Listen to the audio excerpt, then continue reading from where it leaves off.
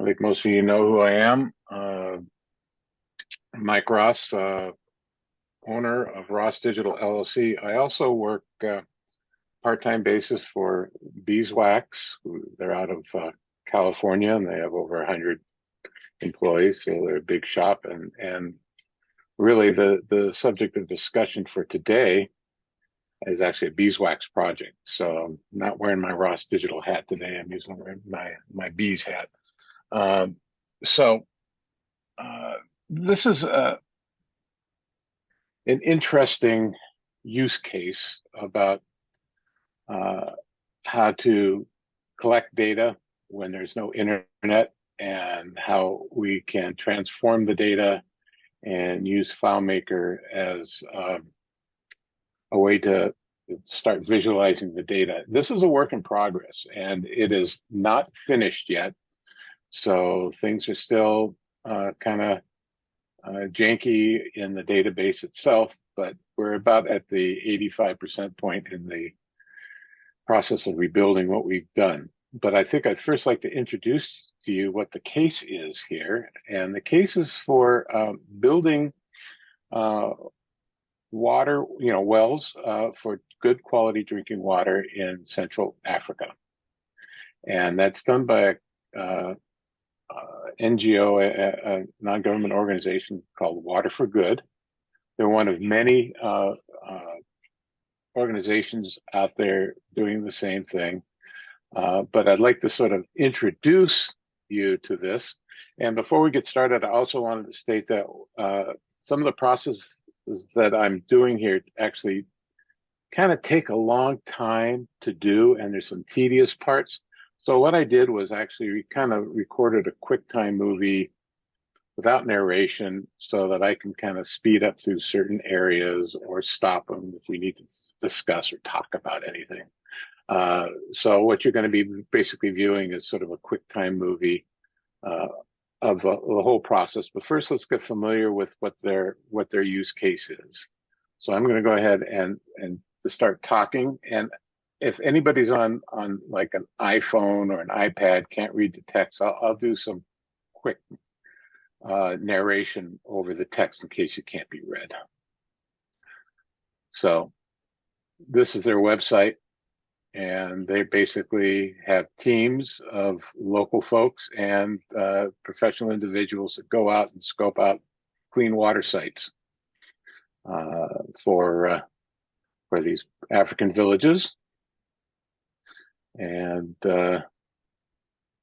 so talking about what they have done here is that basically they've started 124 new water points and done maintenance. And one of the things is that folks beforehand had to walk 30 minutes to collect water from a muddy stream, and so now they are given access to clean water and to improve the quality of life. But one of the problems that they have is that non-functional wells seem to be a long withstanding project. And I'm going to pause that for a quick second because there's an important statistic right here. So there we go. Oops, stop. Okay. So basically, what that last, there it goes.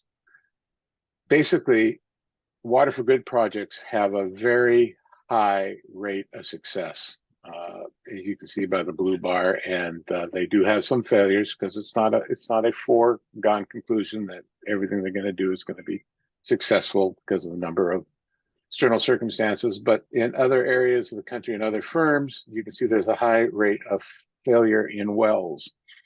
And so part of being able to have success is to be able to monitor and track in all stages of the project what they're doing, and monitor the quality of how they dig wells and create water stands and test for water quality and perform maintenance on the pumps, because they have a number of challenges there because of, of the rural location and lack of internet. So as we move on here, just keep going here. So stop here.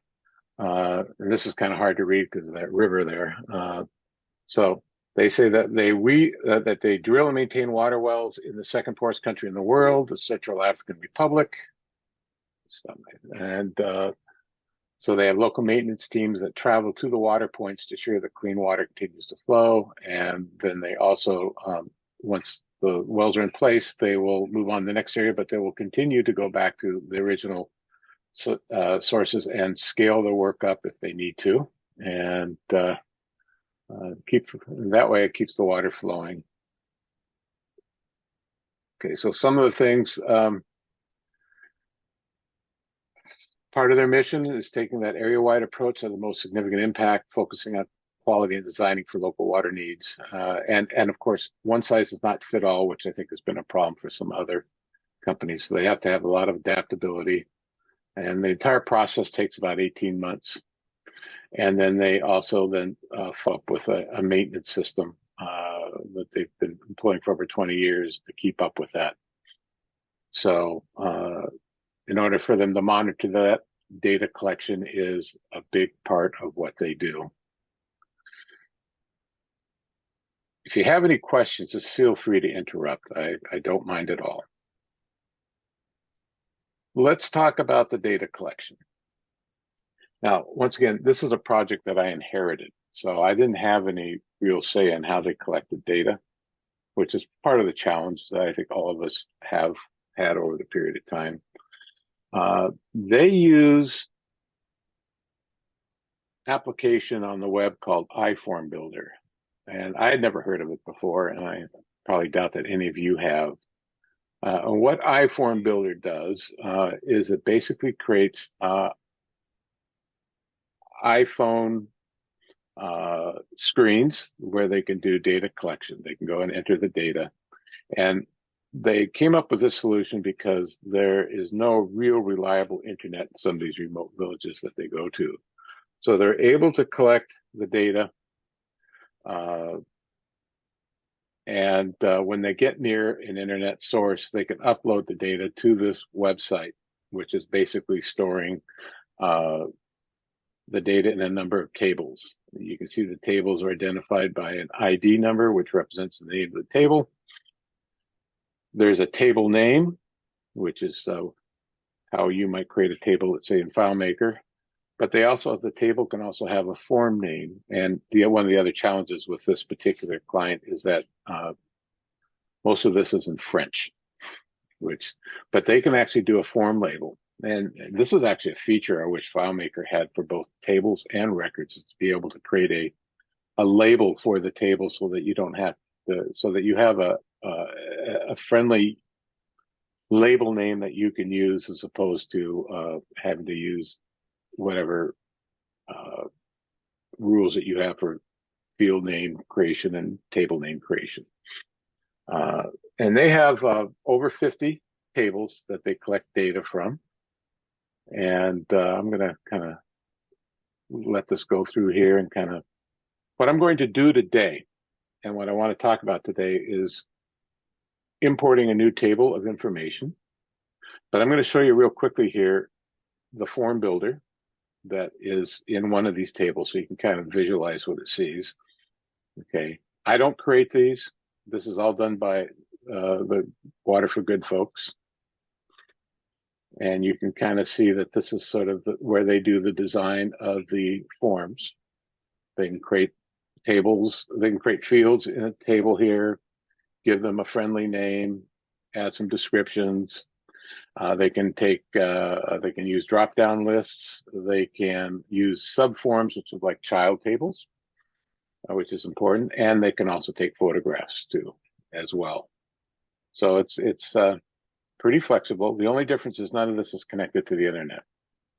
So the data is collected on the phone and then pushed up afterwards. So one of the challenges that this particular system has is the fact that all it does is collect tables. You need a way to be able to put all these things together, relate the parent tables to child tables, and that is something that is an ideal use case for FileMaker. But getting the information from here to FileMaker has been the challenge in the past. And in the past, I'll stop right here. In the past, they basically had a system using XML to grab this data, and you can kind of see up here that there's an XML option. And it was a pretty painful process. And what we were looking to do was to be able to add new tables somewhat easily, and then be able to include that in the suite of things that had to be regularly be updated. So we wanted FileMaker to not only be able to update old table information with new records, but we wanted to be able to create new tables in FileMaker without a lot of pain, and kind of automate the whole procedure. So what I'm going to do today is I'm going to actually search for a table that I did this yesterday. I needed to basically do this particular table. It's like one of the last tables I needed to do. And I happen to know the ID number of the table. And I'm going to bring this table into FileMaker. I'm going to create the table, and I'm going to then create the records. And I'm going to show you the process. Now, what I'm going to do here, there's a lot of detail involved, and I'm not going to get down into the weeds here. So this is more about process than it is about actual code at this point. If people are interested in doing a code session, be happy to do that. But for the purposes of this demonstration, this is more about workflow. And if you have suggestions that might make this even easier, I'm all ears, because I'm thinking about that all the time. So as I move on here, I'm doing a search for a particular table, and it's a survey. And just to take a look at the survey, you can see in iForm Builder, as I click on this, it's going to give me a list of records with all have numeric IDs, and then you can see the questions in there. And as you can see, the questions are the top, and the green bar are by their form labels, not necessarily by their actual field names. So this is actually somewhat useless in terms of what I need to be able to do to bring things in.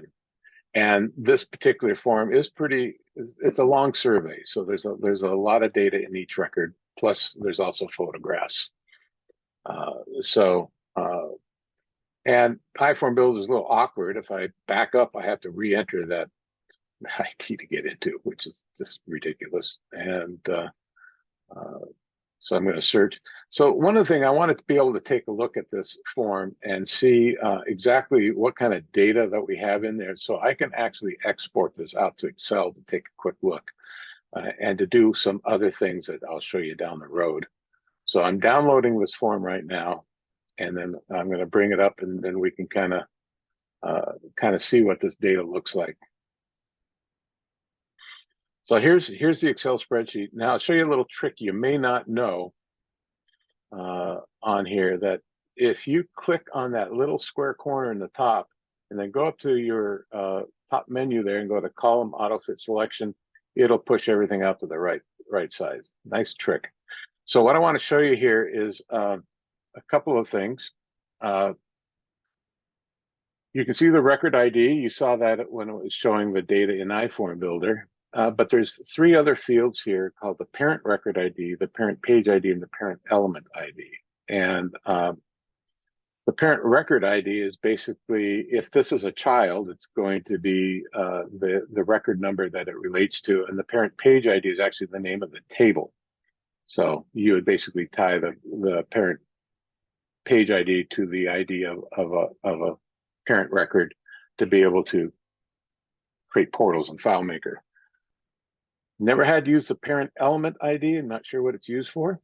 So some of the other things here that you might notice is that some of these field names lie.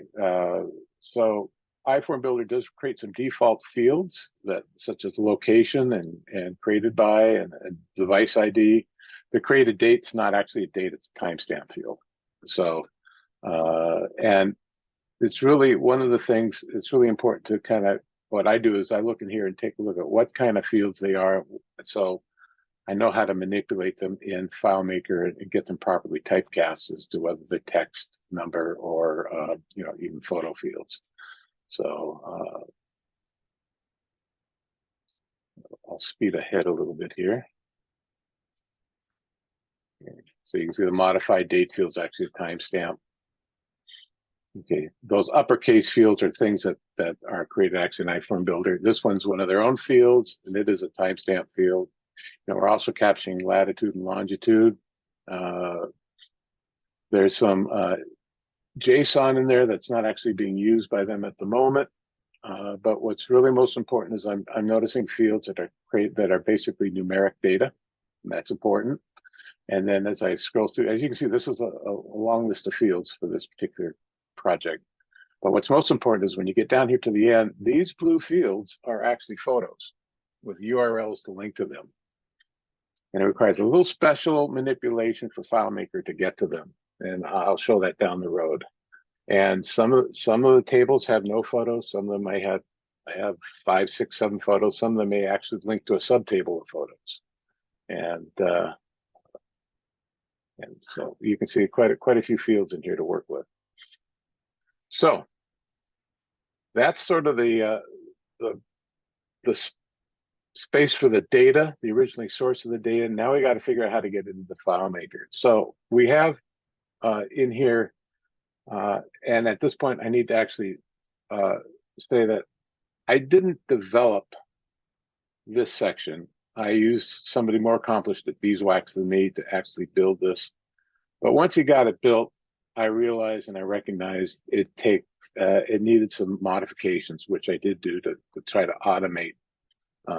And I'm kind of not a strict standard guy, but I wanted the FileMaker tables to have the exact same name as the table names in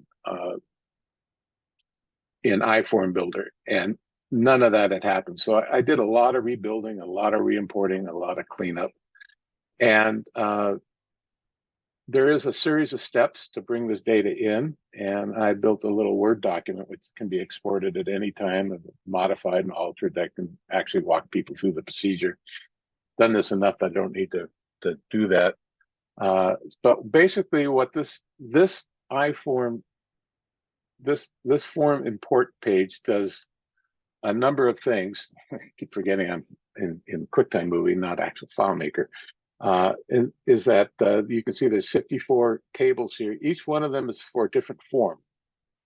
And what we're trying to do is abstract this out a little bit. Yeah, I said that, John. Abstract this out a little bit so that we can automate the importing of this form under 3 different scenarios. One is first time import, which is what I'm going to do today. Second, update new records. And then thirdly, create a process on the server that will just do this at night, and we don't have to worry about it for existing forms. And then all that really has to happen here is that if they build a new form, if they build it, we will come and basically run through the steps to bring this form into FileMaker. So what we're doing in this first step is essentially building a URL for the connection to the iForm through their API. And so I'm not going to get into the weeds about the API or anything like that, because one, probably nobody here is going to use iForm Builder. Maybe you will, maybe you won't. And so it's kind of unnecessary thing to burden you down with. So we need to do 2 things. That data 11691 that you see up in the corner seems to identify I think probably the user and account name, so probably you would have a different data number if for yours. We need to put the name of the table in there, and we need to put that page ID, that 7-digit code that you saw. So I'm going to let the QuickTime Movie run ahead here. So the file that we want was called Baseline Household Survey, and then put in the page ID. And you can see the URL. And the first thing we're going to do is that we're going to call that URL and pull all the data in one big block of JSON data. And so it's come in now, and then it's going to format it, and there it is. And now we have actually everything that's in there is in there, but it's not broken up for FileMaker yet. But what we want to be able to do here is actually capture the field names and then create records in FileMaker, or create a table in FileMaker with those fields without having to manually into it. You can see all we have to do now is basically hit the Create New Table button. And I'm going to give it the exact same name. My personal standard is to capitalize all base table names. So that's what I've done here. But it's the exact same name as the iForm name. And so now it's actually building this out. It's actually creating a table in FileMaker. Not the data, just the table.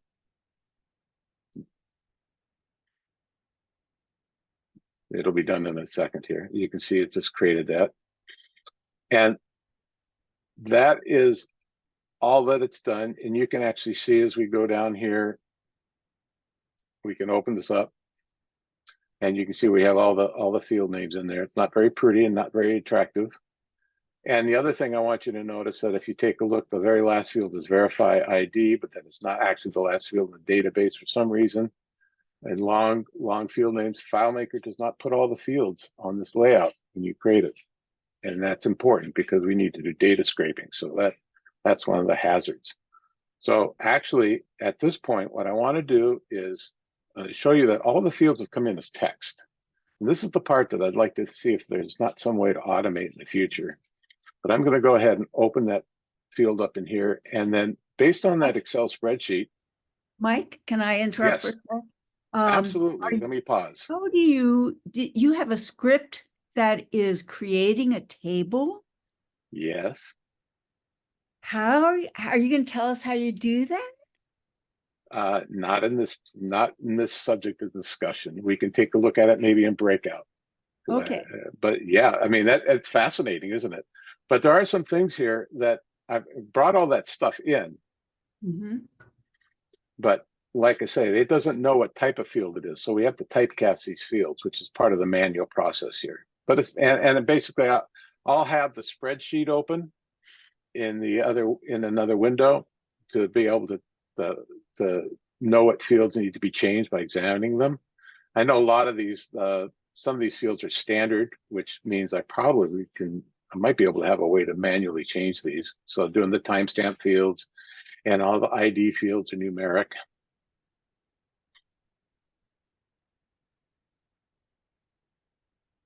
And so I'm actually going to move this ahead a little bit because there's a lot of numeric fields in here. But what's really important is that, let's see, the photo fields that came in had to be also typecast as container fields. I don't need to really show that. So the next part of this project is to bring in the tables. And for that, I'm going to stop this for a second. Notice that over here, I can't move things out of the way because it's a QuickTime movie. Over here, you can see the FileMaker created the table, baseline household survey, and there is a FM layout that I'm going to create that's going to call baseline household survey, I think iForm, and that's going to be used for scraping the data. And that table is going to only have in it the fields that are being scraped from iForm Builder, not any new fields that I might create that I might use in that actual, that are unique to FileMaker that are actually in that table, but not in iForm Builder. So what I typically will do, I put iForm sync as the way I standardize this. So I'm actually deleting that one table I brought in and just go, and I'm going to create actually two tables here, two layouts here. One is the user experience table, and I just basically kind of duplicate an existing one in alphabetical order here. And then I'm basically going to rename it and then tell it to show the records from the right table.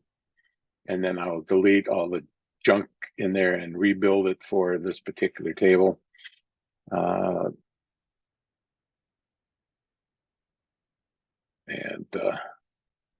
Actually, I think I typed this in wrong. I was thinking of something when I was doing this. Okay, so there we go. And it should say, so the one that user use is going to say expand at the end, and then going to pick the survey. I was doing this late last night, so it's pick it up, pick it up, pick it up. Okay, so there it is. And type expand. And it says expand because the way the system works, and I'll give a little bit of a preview of that, is that you kind of drill down into related tables and click arrows and open up new windows and click arrows and open up new windows. So basically expanding data. But the one that we're going to actually work for right now is actually doing the table scraping. So I'm going to create something very similar. This is a table that basically we don't have users touch. It's strictly used for importing. And so I'm just going to rename that real quickly. You know, so I mean, I really wish that this is something that I could automate. But when I think about how much time this would take to do, manually, this is actually pretty darn quick. Okay, so we're going to open up that table, hopefully. That's what I remember doing properly. Okay, here we go. So right now we're looking at the right layout, but with the wrong data, because I just copied and duplicated. So I'm basically going to do a couple of things in here for reference. One is put in the name of the table.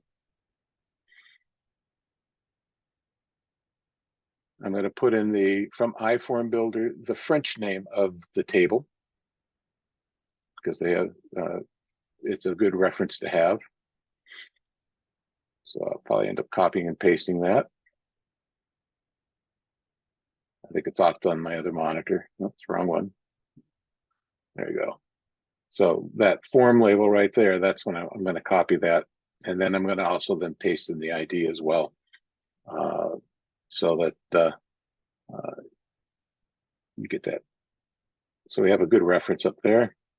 If you don't know if you want to copy without changing the style, you can paste it and then do Command Z or Control Z, or you can do Command Option Shift V will also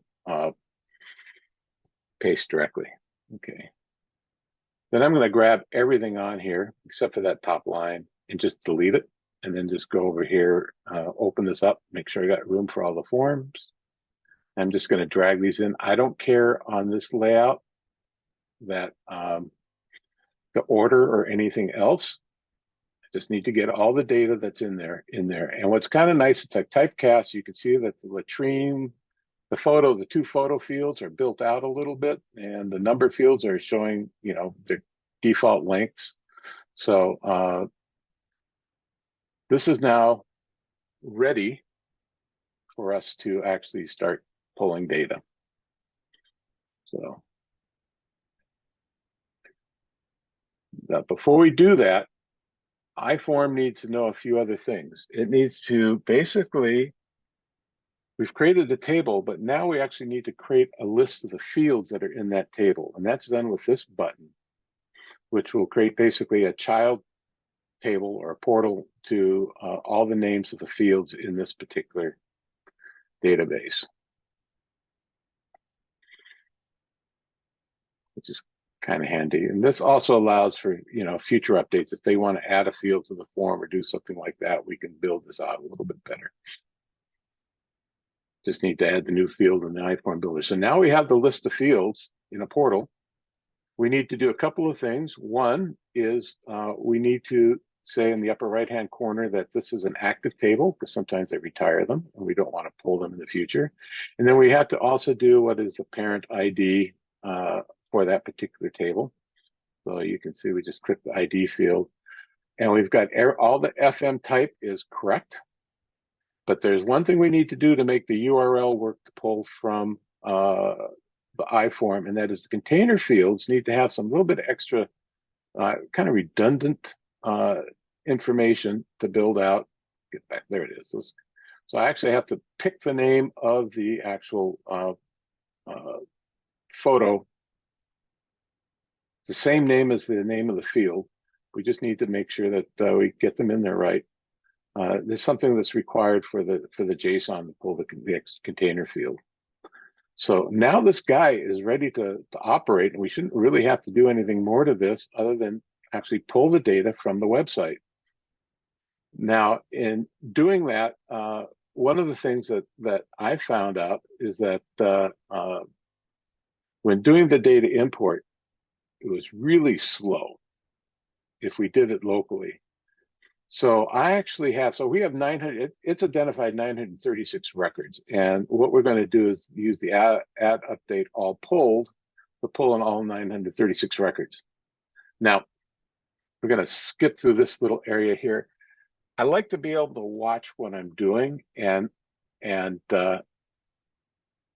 going to kind of stop it right here, is that because it was so slow, after I perfected the script, I have it run on the server, and you can't watch it update when it's running on the server. So I actually open up, I'm in FileMaker 19, I actually opened up FileMaker 20 and open up that layout. I can actually watch the records grow. That's the way of seeing things. But for some reason last night when I was building this database refused to open up in 20. I don't know why, because it never had failed for me before. So I'm going to just kind of skip through all my attempts to try to build this out. I don't know why that was given. I restarted and did all kinds of stuff. So I'm just going to skip ahead of all this junk. So we won't be able to watch it, but that's okay. It's all very tedious anyway. So I'm just moving ahead here, getting us back to where we were. So, that's what I say, the demo gods have gone awry. So actually right now I hit the add update all pulled, and it's basically working away on the server, pulling data. And I'm not going to know anything until this is finished. Now there's a lot of data to pull because we have photos. So I think it probably took it about 20 minutes to pull the 968 records. It would have taken several hours if I'd done this locally. And when it's done, I'm pulling the script ahead. We're not quite done yet. I was sitting there reading a book while this was waiting. Okay. So it was done. And when it gets done, it throws up a little dialogue, which I think kind of skipped over here. I'll just let it run now. It'll throw up a little dialogue saying it's done. And then we can actually take a look at the data that came into it. So,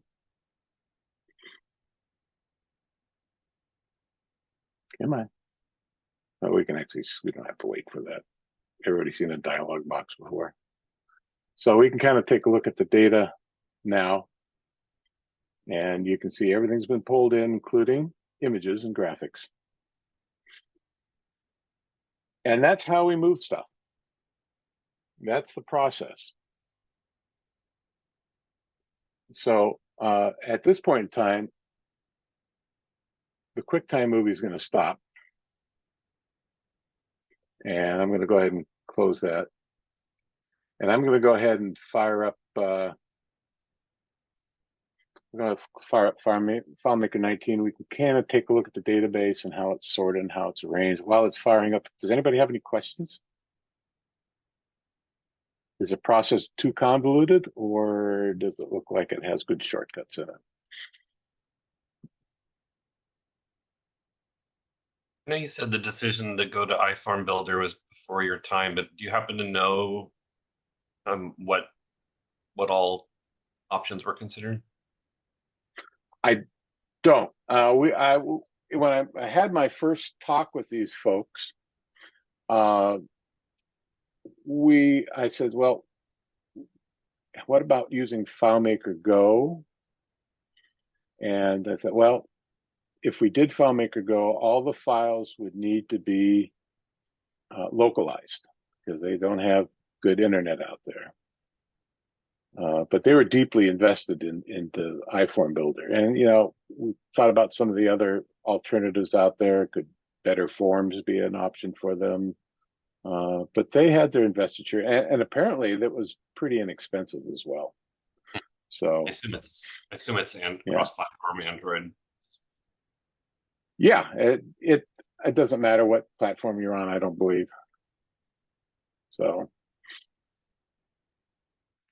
So basically, one of the things that make this a little bit unique in designing and building this database is that as developers, we would really like to be in control of the IDs. And in this particular case, except at the very most upper levels, where things are a little bit confused, and that's one of the things I'm working on, is that I have to depend totally on iForm Builder's IDs to build connections. So in most cases, when I'm taking a look at table reports, so in the relationship table, basically I just have to hook up the parent ID to the ID that's in the host file, and it just works. There are some cases where you have a child table that connects to multiple parent tables, and in that case, I have to add a kind of a new field in FileMaker that contains the parent record ID. Strictly like a constant field, it's the same value in every record, so that the right relationship can show the right data in the right child relationship. Besides having just the form ID, you get the parent ID as well. So the way that this is being built out right now is that each one of these relationships, you can actually go to the main form and then be able to take a look at the data. Now, it may look really sloppy in here right now. It's because they want to actually, when I'm done with my work, they want to actually go in there and kind of redesign this the way that they want to see this data. Well, the only thing I've done is I've kind of put the data up there, and then below this little brown line is the metadata that the device is being brought in. Some of the metadata that's important is really important to them is location, and we basically, if they don't have latitude and longitude information, let's say in from iForm Builder, we actually have custom functions that extract the latitude and longitude out from these locations, so it works pretty well. And the other thing, it's not in this one yet because I haven't applied it everywhere yet. The other thing that they wanted in this build was every photo that's taken, they want to get the location as a verification method from the metadata. And not all photos have metadata, but most of them do, so that they can actually try to verify and look for run some calculations that can verify the latitude and longitude of this report against the latitude and longitude of where the photo was taken, to see if there's some weird discrepancy that says, hey, maybe this is the wrong photo. So that's sort of where we're going to look at. And as you can see, there's yet another iForm down here that's related to this one that you could just opens up windows. I went with this method because their original design, they put a lot of stuff from a lot of different tables on one screen, and some of these images, they had images that had to take so many relational hops that it was really slow. I mean, it would take 20, 30 seconds to switch records. And so I went with this method of opening new windows up so that they can dig down. So that's and right now I'm doing the final steps of building this thing out and getting rid of the old data structures in there. But the other interesting thing that we got in here as part of this process is some places have English words that they want to translate to French, and they had a system. They basically have a language table that it would translate to, and it was designed really poorly. That if you had a particular record that you wanted, you had to line up, and with a bunch of tables, you had to line up like 10 fields of this language table. But I came up with a method that you basically could just run through the records on the form, see what it is, see if it falls within a certain parameter, and then be able to change the record to French if need be. So that is sort of the presentation here. I think the exciting part is once this part is done, we can start really doing some data mining on here. They basically, we want to be able to do some map API stuff showing the data locations and their distance to each other, and also, building some dashboards and things of that nature that might be very handy for them. So one of the other little challenges of this is that they basically have two major kinds of wells. They have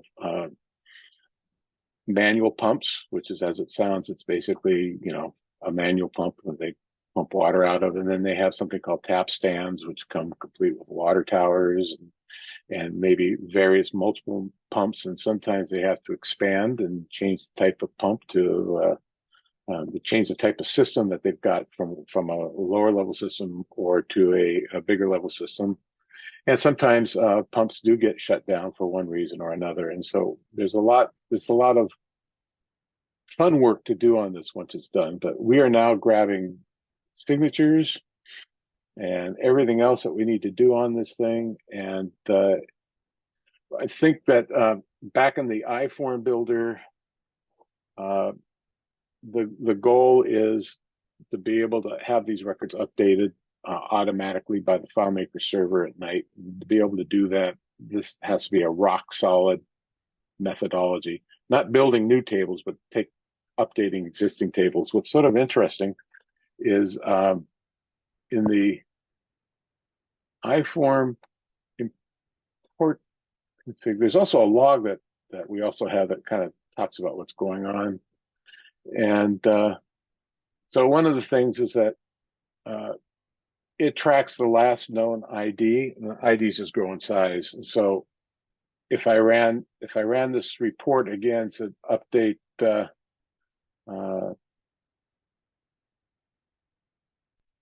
if I went and hit add update current, it would basically look for new records after 715 pulled it in. And I don't suspect that process will take some time. Now, some of the records that I brought in, like the major manual pump records, there were like 27,000 records, and even on the server, that took a chunk of a day to bring those in. There might be some faster ways to do this, but yeah, it's sort of hard to got something working to say, hey, let's break it and try something faster. in regards to that, it's sort of sync function. Can you expand a little bit on your sync process that you were doing? I mean, it sounds like it's one direction, but are you doing paging? Does it have, if it fails, will it just pick up where it left off? I have noticed, let's say I didn't write this originally, it will, if it fails, it'll populate that last ID. So it constantly updates the ID, and it will write things to a log file. It's not perfect, and it's something that I want to take a look at a little bit more depth. So yeah, and this is basically a one-way push. We're not pushing any data back. There was a big subject of discussion of whether they wanted to update any information in iForm. And the idea is that in FileMaker, once the data's in, you could overwrite data if you needed to, but you got to be careful if you want to re-import data and change that number to a lower number and it starts lower, it's going to write over that original data. So, but the nice thing is that we can create new fields in FileMaker to do other things, and we don't put them on that iForm sync layout. That is strictly for data scraping, because basically it goes through the fields to pull data. And just on another quick question, did you use transactions at all? And have you started using transactions for that, if there's a failure and that kind of thing, or everything's just managed in a normal old FileMaker I think it's way? managed in a normal way, because I have seen I did have a problem where there was a failure. I don't know if there was some corrupt data in the iForm tables themselves, and the process would just stop. It would capture the last ID and capture the log information, but I don't think it's transactional. Once again, I didn't build it, but I don't think it's transactional. So I mean, then that basically involved grabbing a block of data, proofing it out, getting it in there, and then saying, yeah, I got the stamp of approval, go on to the next one. I don't know if that would slow it down or speed it up. Probably would slow it down even further. So, Mike, you are essentially grabbing all of this data from an enormous JSON text field? So this is the JSON field that was originally used to parse the fields out and what would constitute a record. Mm-hmm. So you can look through the records and you can see what the information is. But I believe this is sort of only used one time to basically build out the database, to create the FileMaker table and create in iForm Builder the map, these fields. But I think the idea here is that once you've got that created, you're not going to actually pull the data from this block. Oh, good. Because you're going to be, once you're updating records, it's going to have data in here that is not current. Now, I kind of thought, well, what if you just updated this and then just parse all the data and then shove it into FileMaker? But I haven't explored that yet. But the system that Jason did over at Beeswax basically is polling directly from iForm Builder, so it's the most current stuff. Mm-hmm. On a record by record basis. Okay. Yeah. So if watching that performing on server, you can watch the records be created, and see the record count go up in FileMaker if you open up another copy. Mm-hmm. Oh, that makes much more sense. Thanks. Yeah. So it's kind of a two-step process. And so the first step process of creating the table, which I know you're interested in, is kind of the meatiest part of this, which requires the most hands-on stuff. Some of those steps of being able to typecast the fields would be great if it'd be done automatically. Like for instance, if I know that I've got, let me go to the right record here. Go to 54. So if I know that this is a container field, why can't I just automatically get this field to show the data? Which I probably can. I might be able to just define the field to say, hey, if field type's container, use the field name. So that might be a simplification.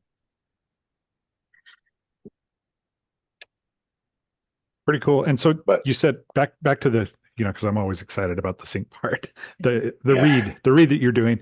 So do you get a found list above a certain number of just all the IDs, and then go through those IDs to and go one at a time through the list of IDs that are new since the last ID set? So this since ID, and by the search two man, one of the things that Jason did when he designed this was he also said maybe you want to do this data collection by date. Because I think he saw some things in the old XML. I've never had to use it. The since ID can be, if you hit date, it's going to be a date field, but I'm actually going to get rid of this because it doesn't seem to really apply. I just think the way they did things in the past was a little bizarre. But this since ID, if I wipe this out, 2848, that changes the URL down there to where to start from. Oh, okay. So it's going one record at a time. One record at a time. Yeah. Gotcha. Okay. All right. I was thinking I was thinking you'd query, get a list of all IDs above or in a range, quickly yeah, anyway, but yeah, just Yeah. going one at a time. And if it's there, it's there. If it's not, it's not. And just keep counting up, right? Yeah, it's a brute force method. There might be some more elegant ways to go. But the great thing about this is that with this particular methodology, you could have a script, and he has a script in here, and I'm going to revise it, where we could do a nightly update where it basically is going to just basically go from record one of this import config, look at the values, perform an update, go to the next record, perform a value update. I don't have to be concerned with the actual, once this is all set up, I don't have to be concerned with the actual data fields and what to import. It's just going to update. So that's probably a project I'm going to be working on the next couple of weeks, because I'm just about done with the imported data. So, but it's this data collection that, going back to what we saw in the original screens on their website, the reason for their success is all this data collection. And they're very anxious to really be able to build on what they can mine out of this data. They have talked about further taking this data now that's in here and working with Tableau. And Beeswax has got a number of Tableau specialists, which I would just hand that part of the project off to that, because I'm not competent in Tableau at this point. But they just told me that they are going to be merging with another water company, and they're going to keep their data separate, but the other company is using Power BI, which I don't know if anybody's ever used that with FileMaker. And but I don't think anybody at Beeswax is familiar with that product, which I think is a Windows only product. Anybody familiar with Power BI? I have Cricket, heard so I of it, assume. but I Around don't, a- I've never used it. Been around a long time, right? That's a Well, I know my son uses it at the state for data collection and data analysis and merging databases. So may have to hire him. So anyway, that's pretty much my presentation on this. I know a lot of you guys want to go low level, but as you can see, it's already past one, and then you can get really caught in the weeds on this stuff. So, we can maybe, some of you want to take a look at during the breakout sessions, take a look at this data. I'll be happy to do that.